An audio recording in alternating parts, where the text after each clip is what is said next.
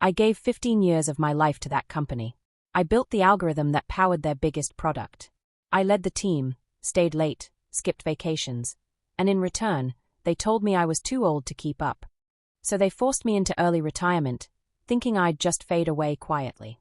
But what they didn't know, I had already patented the one thing their entire company depended on, which was my algorithm.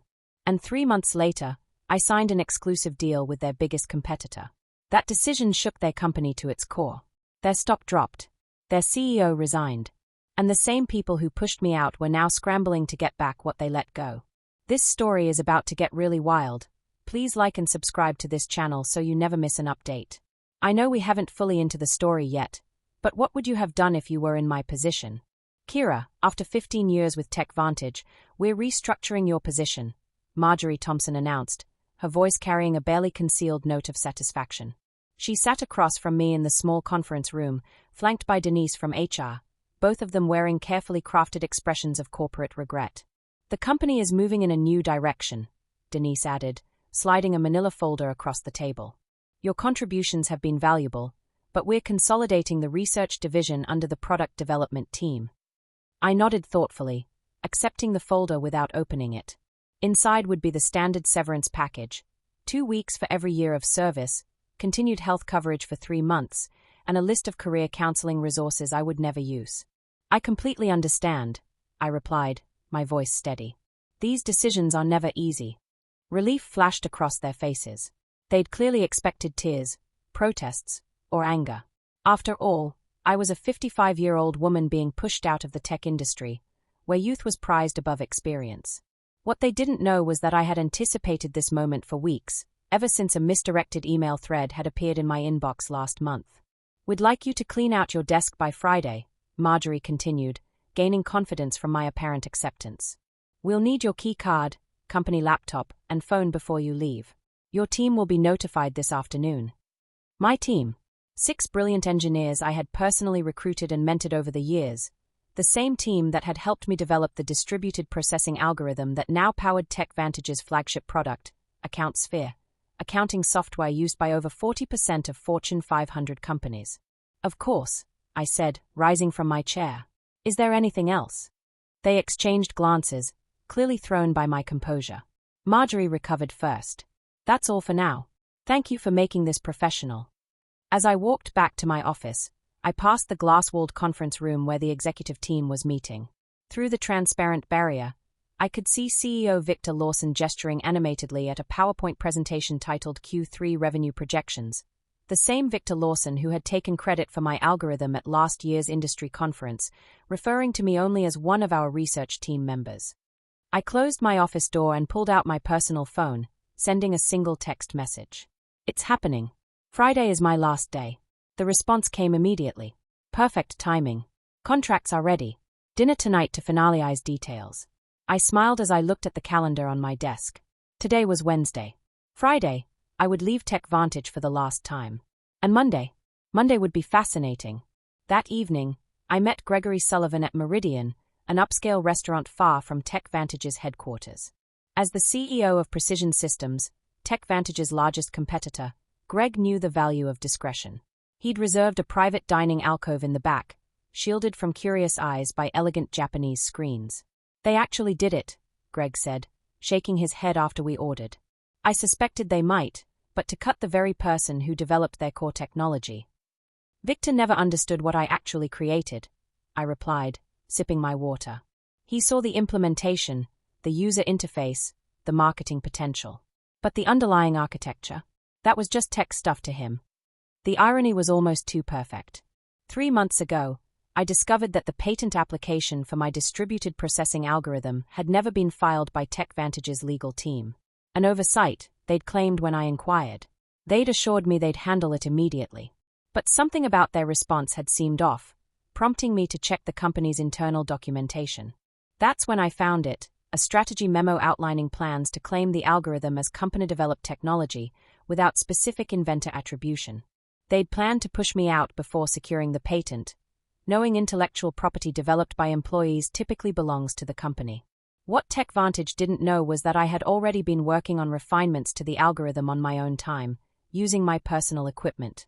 Those improvements, which dramatically increased processing efficiency by 43%, weren't covered by my employment agreement. I'd quietly filed for a patent under my own name last month, fully documented with timestamps and development logs that clearly showed the work was completed outside of company time. The patent had been granted with remarkable speed, thanks to Greg's introduction to a top-tier IP attorney. All the paperwork is finalized, Greg said now, sliding a folder across the table. As soon as you sign, Precision Systems officially acquires exclusive licensing rights to your patent. The press release goes out Monday morning, announcing you as our new Chief Innovation Officer. I reviewed the documents carefully, though I'd already memorized the key terms. A 7-figure signing bonus, substantial equity in Precision Systems, and ongoing royalties from all products using my algorithm. What do you think Victor's face will look like when he realizes what's happened? Greg asked, unable to hide his satisfaction at the prospect. I'm more concerned about my team, I admitted. They don't deserve to be caught in the fallout. Greg nodded. Already addressed. We have positions for all 6 of them if they are interested, senior roles with significant raises. I signed the final page and closed the folder. In one elegant move, I had secured my future, protected my team, and reclaimed recognition for my work. To new beginnings, Greg said, raising his glass. And to owning your own value, I added, clinking my glass against his. Thursday and Friday passed in a blur of exit interviews, knowledge transfer meetings, and saying goodbye to colleagues. I maintained my professional composure throughout, even as rumors spread across the company. Administrative assistants gave me sympathetic glances in the hallways. Junior developers approached awkwardly, asking if I'd provide LinkedIn recommendations before I left. I documented everything meticulously, every project, every password, every process, knowing full well that TechVantage would soon discover just how thoroughly they needed me to be. My decision to leave comprehensive transition notes wasn't kindness. It was evidence. Evidence that I had acted in good faith while the company had not. During my final exit interview on Friday afternoon, Denise from HR went through the standard checklist with mechanical efficiency. You understand that any intellectual property developed during your employment remains the property of TechVantage, she stated, pushing a non-disclosure agreement across the table. Of course, I replied pleasantly. Anything developed within the scope of my employment, using company resources, during company time. I emphasized those qualifiers slightly, but Denise was too busy checking boxes to notice. And you affirm you have no copies of proprietary company information. I have taken nothing that belongs to TechVantage, I confirmed truthfully. The patent was mine, after all. As I packed the personal items from my desk, family photos, a collection of conference badges marking 15 years of industry events, the coffee mug my team had given me last Christmas, Marjorie stopped by, leaning against my doorframe with artificial casualness. I just wanted to check that everything's clear for your departure, she said, watching me place items into a cardboard box. Crystal clear, I replied, wrapping a small award I'd received for the very algorithm now at the center of my plans. The irony wasn't lost on me as I carefully placed it between layers of tissue paper. You know, Kira, these restructuring decisions are never personal, Marjorie continued. Victor feels the company needs to move in a more youthful direction. I looked up, meeting her gaze directly. I understand completely. Business is business. Something in my tone made her pause. For a brief moment, uncertainty flickered across her face, but she quickly dismissed it. What could a soon-to-be unemployed 55-year-old woman possibly do? Will you be taking some time off? She asked, an artificial note of concern in her voice. Actually, I already have something lined up, I replied. I start Monday. Oh! Surprise crossed her features. That's fast. Anything interesting? I smiled. Very. A leadership position. I'm quite excited about it. She nodded absently, already mentally moving on to other matters. Well, good luck with that. As I walked out of TechVantage's glass headquarters for the final time, keycard surrendered and personal belongings in tow, I took a moment to look back at the building where I'd spent 15 years of my career. On the top floor, I could see the executive conference room lit up for an evening meeting, likely discussing how to redistribute my responsibilities among younger, less experienced, and significantly less expensive staff. Little did they know that in less than 72 hours, that same room would be hosting an emergency crisis meeting instead. Monday morning dawned bright and clear. I dressed carefully in my new charcoal suit, a power outfit I'd purchased specifically for this day. The Precision Systems town car arrived precisely at 7:30 a.m. to take me to their headquarters, where I'd start my first day as Chief Innovation Officer. The press release went live at 7 a.m. Greg informed me as I settled into my new corner office with floor-to-ceiling windows. Industry newsletters are already picking it up. I've got the communications team monitoring reactions. The announcement had been crafted with strategic precision. Precision Systems acquires exclusive rights to revolutionary processing algorithm, welcomes creator Dr. Kira Jennings as Chief Innovation Officer. It detailed my background, emphasized my role as the sole inventor of the patented technology, and outlined how Precision Systems would be integrating the algorithm into their next generation of products. Most importantly, it clearly stated that any company currently using the technology would need to negotiate licensing agreements with Precision Systems moving forward. At precisely 9:15 a.m., my phone lit up with the first text from my former team at TechVantage. Complete chaos here. What did you do? It was from Miguel, my lead developer. I smiled, typing back. Check your personal email. All 6 of you have offers waiting. Meanwhile, 8 miles away at TechVantage headquarters, the scheduled Monday morning executive meeting was undergoing a dramatic transformation. According to Miguel's play-by-play updates throughout the morning, Victor had arrived at the office to find the company's general counsel and chief financial officer waiting at his door. Both ashen-faced. The industry announcement had hit their inboxes simultaneously, setting off immediate alarms. By 9:30 a.m., what should have been a routine start-of-week meeting had morphed into an emergency crisis session. Board members were calling in remotely. The legal team was frantically reviewing my employment contract and the documentation around the algorithm's development. They are pulling every file with your name on it, Miguel reported. Someone just wheeled in all the servers from the research division for the tech team to analyze. I could picture the scene perfectly, Victor pacing the conference room, demanding explanations from Marjorie and the legal department. The stock would already be responding to the news.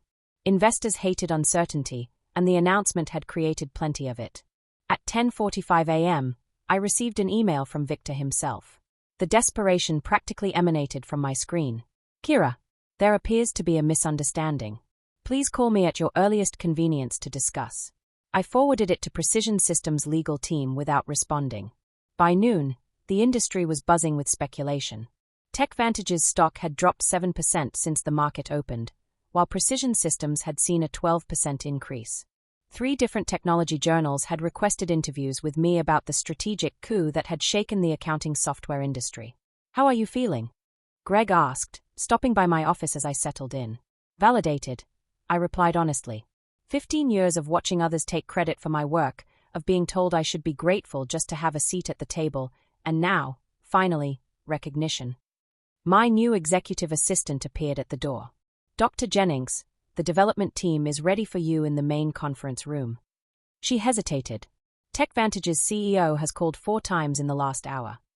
Please let him know I'm in meetings all day, I replied calmly. I'll have our legal team reach out to discuss licensing options later this week. As I walked toward my first meeting as Chief Innovation Officer, my phone buzzed again with another update from Miguel. Board just called emergency session. Victor looks like he's about to explode. P.S. My team and I accept your offer. When can we start? By Tuesday morning, the full impact of my departure had become clear to everyone at TechVantage. Their flagship product, AccountSphere, relied entirely on my algorithm to process the massive data sets that gave it an edge over competitors. Without licensing rights to my patent, they faced 2 equally unpalatable options: negotiate with Precision Systems or rebuild their core technology from scratch, a process that would take years and cost millions in development. Victor has called an all-hands meeting for 2 p.m., Miguel texted. It was his last day at TechVantage. He and the rest of my former team would be starting at Precision Systems next Monday. Rumor is they are going to try to sue you. I forwarded his message to our legal department, who responded almost immediately. Let them try. Your documentation is impeccable, development logs, timestamps, personal equipment usage, all clearly established. We've prepared for this scenario. Meanwhile, I was settling into my new role with remarkable ease.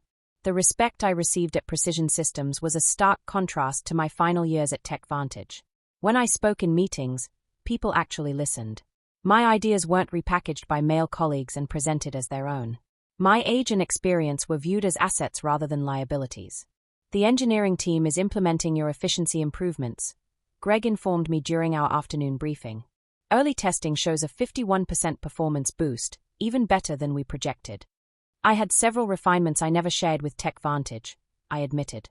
After I discovered they were planning to eliminate my position, I saw no reason to give them my best work. Their loss.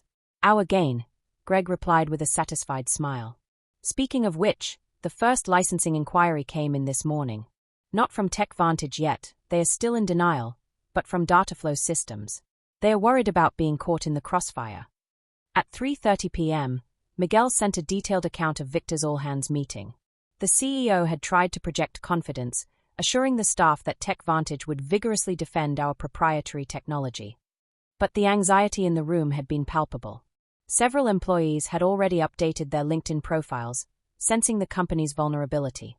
Marjorie looked like she was about to faint when someone asked directly if they'd failed to secure the patent, Miguel reported. Victor cut the question period short after that. By Wednesday, the industry fallout had intensified.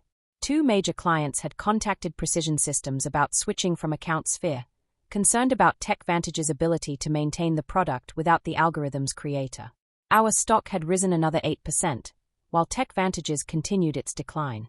I received a call from Denise in HR, the same woman who had slid my severance package across the table just days earlier. Kira, she began, her voice carefully professional. I'm calling to discuss the situation with your patent. We believe there may have been a misunderstanding about ownership rights. I don't think there's any misunderstanding, I replied calmly. My employment agreement clearly states that intellectual property developed on my own time, using my own resources, remains mine. The patent documentation confirms exactly that. Victor was hoping you might consider coming in to discuss options. Any discussions, I said, would need to go through Precision Systems' legal department now. I responded, I'm sure they'd be happy to set up a meeting to discuss licensing terms. The silence on the other end spoke volumes. Finally, Denise sighed. I'll pass that along. That afternoon, I led my first formal presentation to Precision Systems' board of directors, outlining our technology roadmap, with my algorithm at its center. As I stood confidently at the head of the table, no longer hidden in the back as I had been at TechVantage, I caught Greg's approving nod. By Friday, just 1 week after I had walked out of TechVantage for the last time, the company had entered full crisis mode. Their stock had fallen 23% from Monday's opening bell, triggering concerned calls from major investors.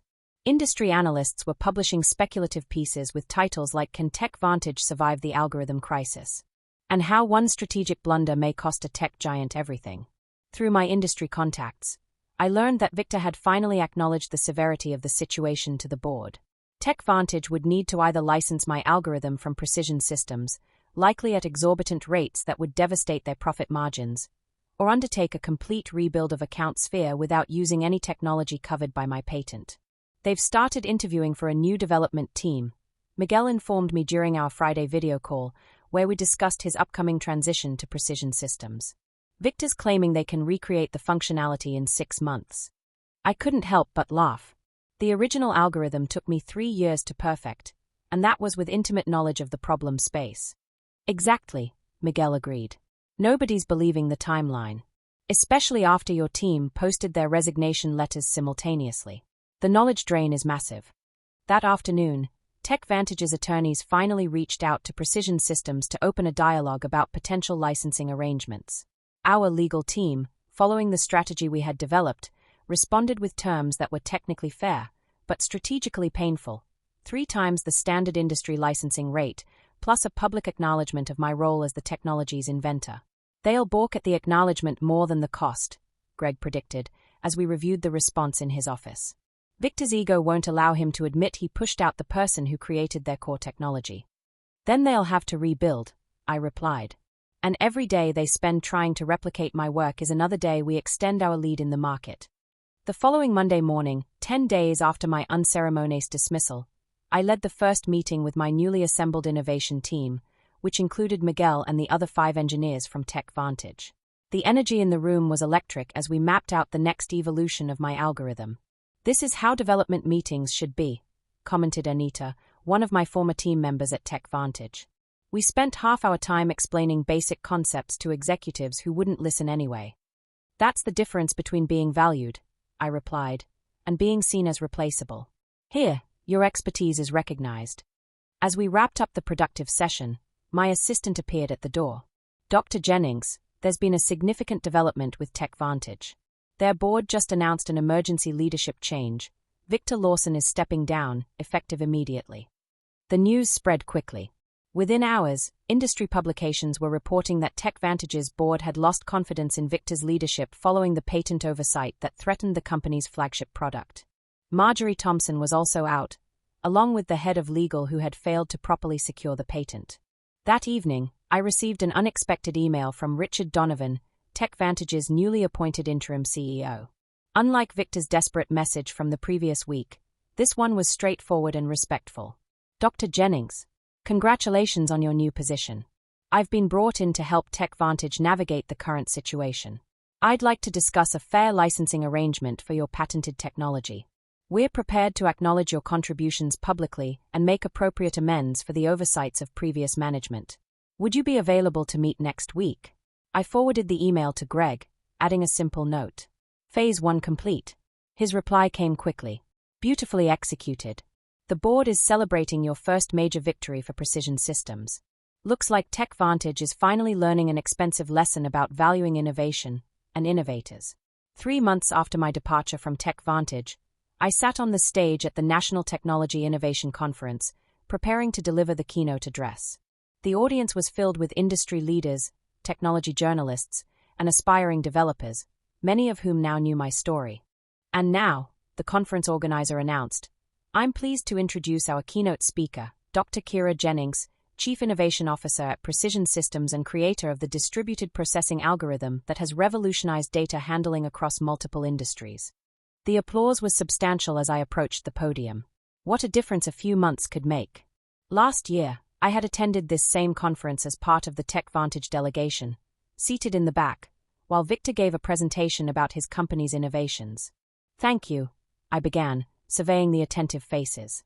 Today, I want to talk about innovation, ownership, and the importance of properly valuing intellectual contributions, regardless of where they come from. My presentation detailed the technical aspects of my algorithm, but also touched on the broader issues of recognition and respect in the technology sector.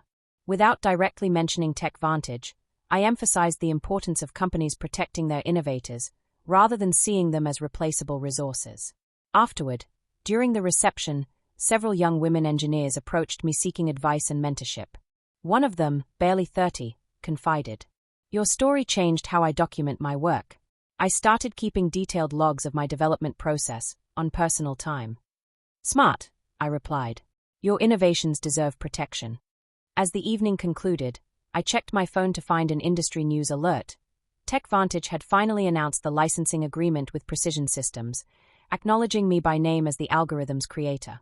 Their stock had stabilized, though at a significantly lower valuation than before my departure. 1 year to the day after being told to clean out my desk, I sat in my spacious office at Precision Systems reviewing the quarterly innovation report. Under my leadership, the company had released 3 groundbreaking products built on my algorithm, capturing significant market share from TechVantage and other competitors. A knock at my door interrupted my analysis. It was Greg, holding a bottle of champagne and 2 glasses. "Happy anniversary," he said, setting the glasses on my desk. "The board asked me to share the news with you personally before the public announcement.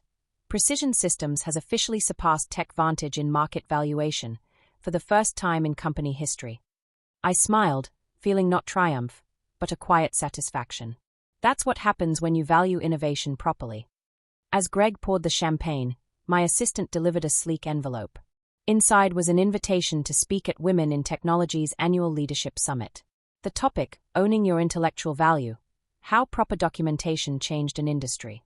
"You've become something of an icon, you know," Greg commented, noticing the invitation. "The story about the executive who didn't recognize what she had, until it was gone, has become a cautionary tale in corporate boardrooms." Richard Donovan, who had remained as TechVantage's CEO after the crisis, had implemented sweeping changes in how the company recognized and rewarded innovation. Their new policies on intellectual property protection and inventor recognition were reportedly modeled after the program I had established at Precision Systems. "It was never about revenge," I said, raising my glass in a toast. "It was about recognition, about showing the industry that innovation isn't anonymous. It comes from real people who deserve real credit. To proper recognition, Greg agreed, clinking his glass against mine. As the afternoon sun streamed through my office windows, I reflected on my journey. At 56, I had finally found what had eluded me throughout my career, not just success, but acknowledgement. My name was now permanently attached to the algorithm that had changed an industry. Exactly where it belonged,